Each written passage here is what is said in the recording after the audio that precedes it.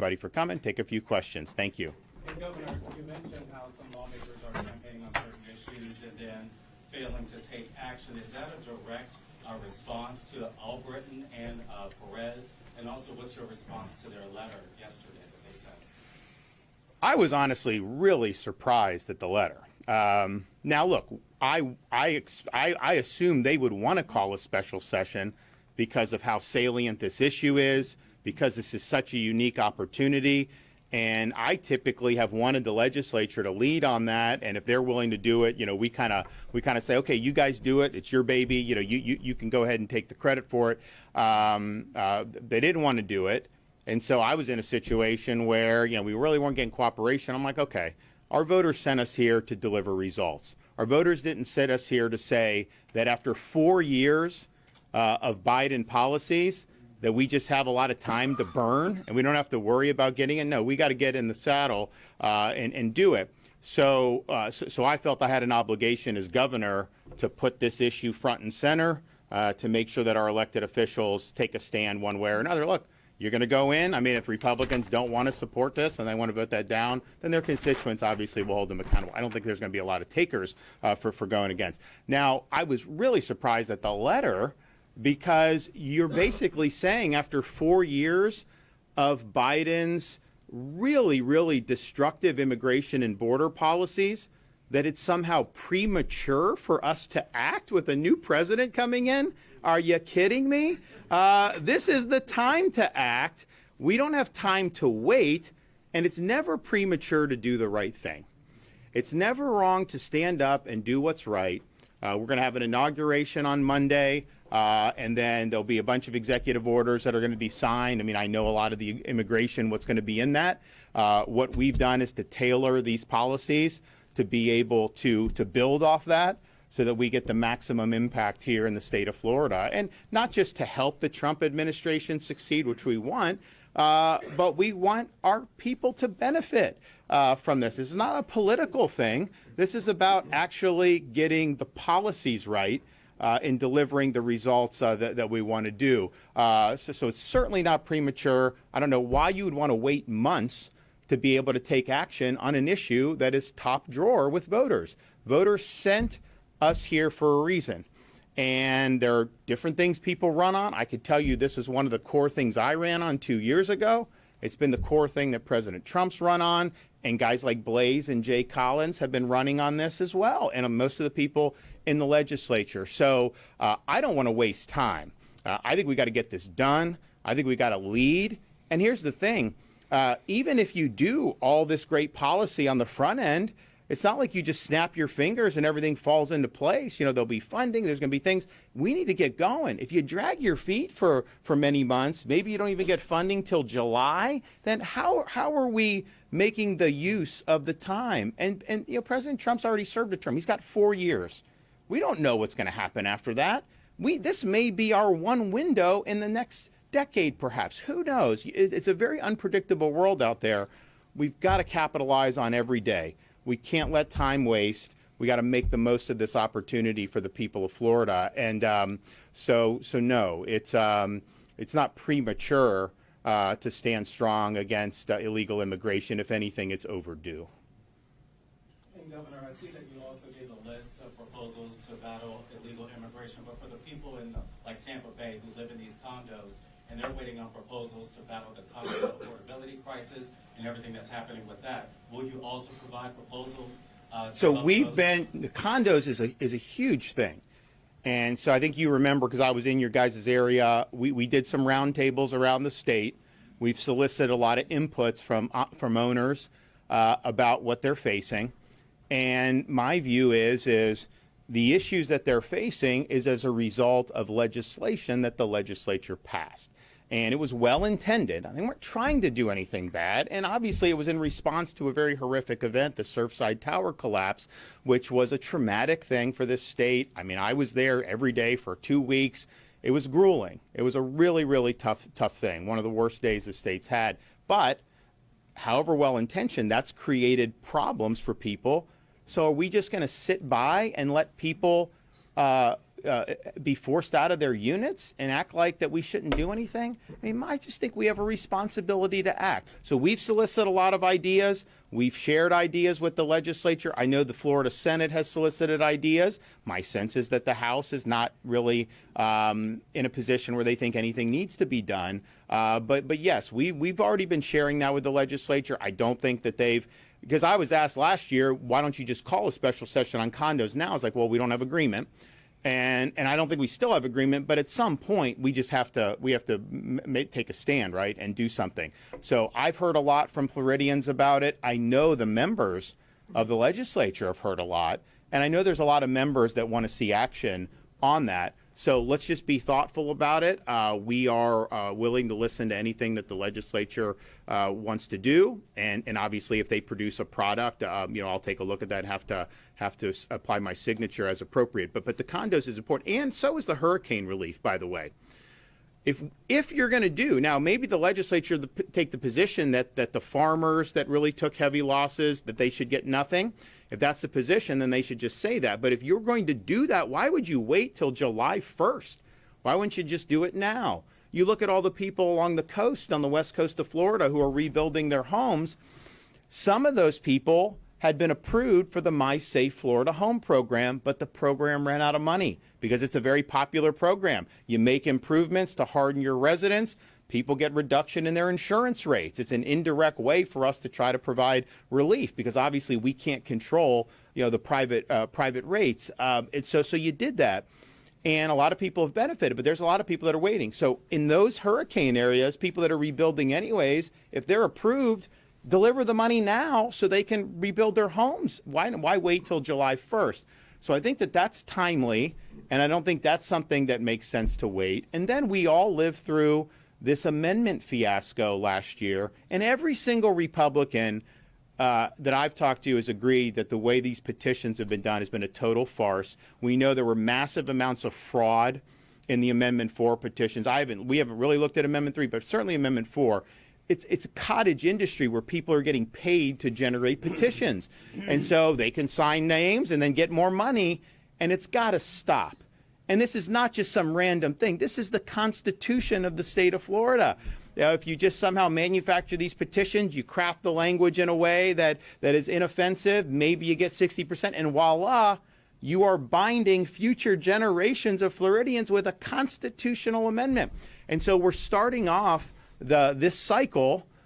There's going to become a point where people are going to start trying to do petitions, perhaps.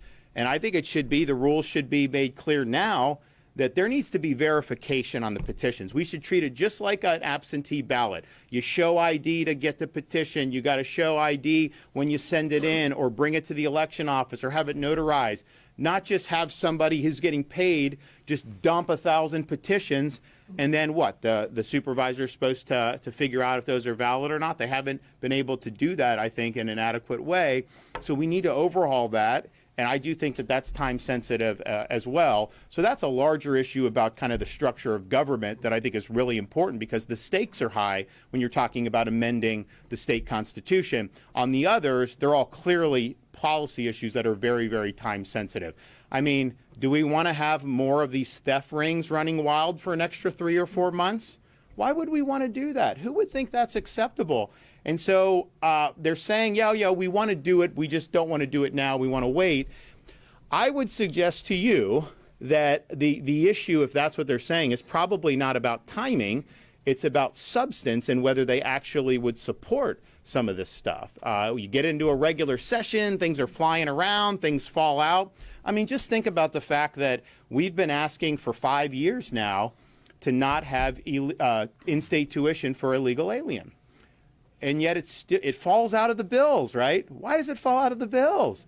So let's get it done. So this is all now front and center. So I think, the whole timing thing is not, first of all, waiting is worse for sure.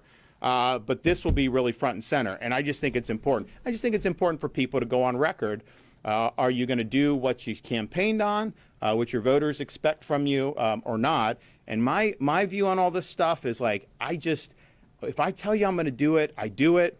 I've pledged that we would lead on immigration. We have done that in Florida, but that's with Biden in there. Now we have a total new outlook on January 20th. And so we have a chance to really do some historic things. So I'm really looking forward to the opportunities here. You know, we're going to be working with these guys. And honestly, these guys will end up leading the show. I mean, we'll be coordinating at the state level. We will have an impact. But the day-to-day, I mean, I tell you, if we get these policies enacted in 2 weeks, these illegals are not going to show up in Polk County. They're not going to show up in Brevard County. It's just not going to happen because they'll see that it ain't going to work for them. And it doesn't work well now because these sheriffs will take action, but they are limited in their authorities, as they've talked about. The Biden administration will release people or they won't pick people up. Well, it's hard if they don't have any additional legal authority. They can't just hold somebody if they don't have authority to do it. So we're going to definitely change that, and I think it's going to be a really, really positive thing. Yes? Just a quick question, Governor. If you enact legislation like some of these policies you're proposing ahead of, say, policies put in place by Trump, are you not afraid that it could result in some lengthy legal challenges and battles that would be both costly? So first of all, his orders are coming on January 20th. This session was called for January 27th. So the idea that we're preempting is a total non-starter. We know how to read a calendar. We know you don't put the cart before the horse. But we also know what's going to be in these orders because we've been coordinating with this. And so we will be able to digest. I don't think there's going to be anything in there that we're going to be surprised about. But we'll have January 20th and those ensuing days to digest and see. But I can tell you this is tailored to know, to anticipate what we know is coming down the pike. And yes, could you have argued doing this the week before that it's better just wait to actually him get in? Maybe you could have done that, although, you know, I don't think there will be legal. I mean, there's going to be legal challenges regardless, but the timing of it, if it's before or after or 5 days after or a week after, that's not ultimately going to be what's germane. They're going to shop this to liberal judges, just like they did in Trump's first term, just like they do with every policies we do. Some liberal judge will likely bite. We appeal. We usually win on appeal, and then that's that. So that's inevitable. Anytime you're leading on issues, the reality is that the left will bring lawsuits, and we've seen it. I mean, we won the Disney lawsuit. We just won the Andrew Warren removal lawsuit. We won Monique Worrell lawsuit. She tried to go to the Florida Supreme Court. We won the lawsuit on the education. So we've won all these, or almost all of them, but that isn't ever. And I can tell you the left is gearing up for the Trump agenda. They're going to file lawsuits in Hawaii and find some liberal judge to try to get the liberal judge to stop the policy nationwide, just like they did in the first term. So you're going to see them try to use the courts to stop the agenda. And I think the Supreme Court's in a better spot now than it was 4 years ago or 8 years ago. So I don't think they're going to be as successful, but they will absolutely do that. No matter what is done, you will absolutely see legal challenges. But some of this stuff, I mean, there's nothing in the Constitution that requires you to provide in-state tuition to illegal aliens. I mean, let's get real here. We can roll that back. There's nothing in the Constitution that says that you shouldn't have to pledge that you're a U.S. citizen before registering to vote, which of course qualifies with Florida law. There's nothing in the Constitution that would prohibit us from going after these illegal alien gangs before they victimize people so that they can be repatriated to their home country. And obviously, not only is there nothing in the Constitution or law that would prohibit cooperation with state and local law enforcement and the feds, they have a whole program that's designed to do that. And yes, any of the regulatory overreach that Biden's done, Trump administration is going to pare that back. They understand that we got to focus on the task at hand. So I'm optimistic you're going to see a lot of stuff happen, and I also think you will see more states get into the fight. And this is not unusual. Florida usually is the first one out of the gate on things, and once people see that it can be done, then we seem to get more. So I think you're going to see a lot of that, and it's really going to be, a sea change potentially. Within the next couple of weeks, you're going to see such a sea change from where we were 4 years ago when Biden was signing executive orders to open the borders, and then states like us were scurrying to try to protect our citizens. Your take on the so-called homeless camping ban and the reluctancy of many municipalities to enforce it? We are not going to permit our streets, our parks, and our public places to become homeless camps. We are not Los Angeles. We are not San Francisco. We are not New York City. So we are going to make sure that we're putting our people first. We did craft legislation. I do think there's been a Supreme Court ruling since then that probably has cleared the way for us to be a little stronger on how that was done. And that the original bill was written based on some existing precedent, even though we didn't agree with it. I think the legislature was like, well, we want something that's going to stick. So there may be even more that they could do to tighten that up. But you cannot have homeless impinging on the rights and freedoms of people throughout the state of Florida.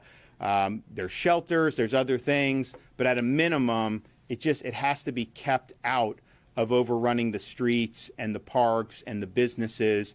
We've seen when states allow that to happen, it really snowballs. It creates a really bad situation. And I remember, because not that it was ever great, but like in LA, when it really started getting bad 4 or 5 years ago, I remember people say like, there'd be homeless everywhere. And sure enough, you're like on Sunset Boulevard and there's a camp of homeless right on the side of the street.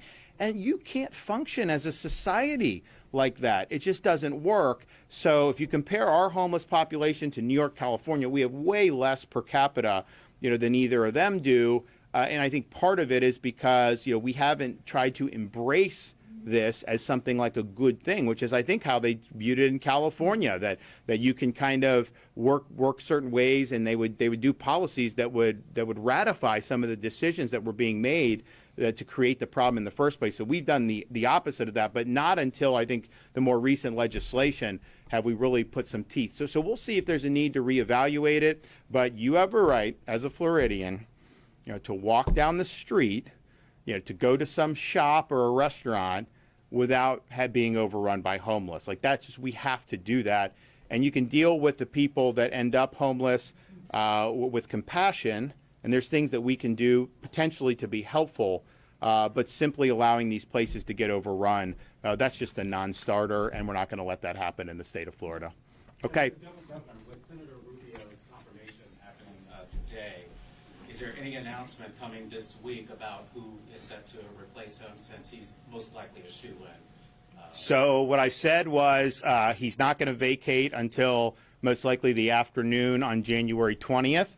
Which is on Monday, but that we would have somebody that would be ready to go. So I would just say to everybody, stay tuned.